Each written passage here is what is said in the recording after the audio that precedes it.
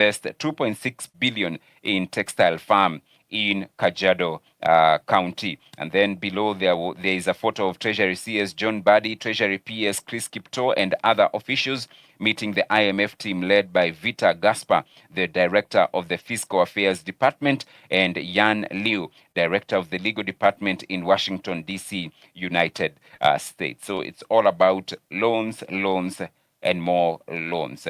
Still on the front page, on the top left of the Standard, now Obado admits affair impregnating Sharon. Former Migori governor gives emotional courtroom testimony, admits affair with slain student Sharon Otieno was an open secret, but family denies involvement in her murder. And if you remember that story, it was a gruesome a murder, and it's covered on page 8. You can read as he testified yesterday, and how Pope's burial breaks with tradition. It's all about Pope Francis, and that story is covered on page 3. In the shipping and logistics pullout, shippers now stare at new stiff carbon levy. The tax will apply to large ocean-going ships of over 5,000 gross tonnage that are considered big polluters. Read that story in the shipping and logistics pullout inside the Standard this morning. So those are the stories that are being reported inside the Standard. And Raila Ruto main clash over roads rehabilitation billions as well. That's also a story that was covered in the Daily Nation as well. So you can go that. And of course, Kenyans, it's never a dull moment in Kenya, and the Standard has actually captured that. Kenyans flood social media with hilarious memes crowning Raila as the next pope.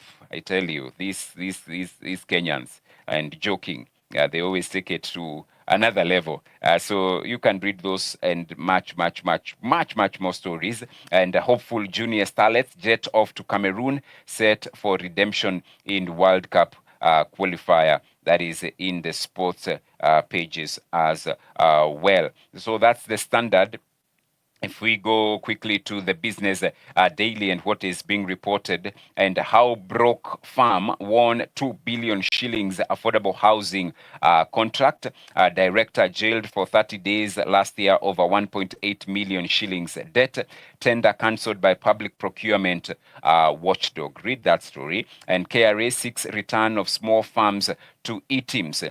So is seeking to repeal a repeal of a law that exempted small businesses and farmers from the electronic tax invoice management system for undermining efforts to widen the tax base and catch cheats. You can read that in the Business Daily. And the IMF expects Kenya's economy to grow at a slower pace this year, but sees inflation remaining stable despite uncertainties over US tariffs. And Kenya is expected to dethrone Ethiopia as the region's largest economy after Addis Ababa devalued its currency birr as part of the conditions to secure financing from IMF. And two companies listed on the Australian Securities Exchange have jointly applied for a permit to prospect rare earth deposits in Kwale County. And those are the stories in the Business Daily. And so you can grab your copy and get to see and read what is happening. And finally, the Business, the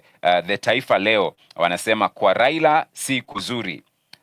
Kwa Raila si kuzuri, uteuzi wa mpwa wake serikalini umetonesha kidonda, huku wengi mitandaoni wakisema ni ushirikiano wa mlo.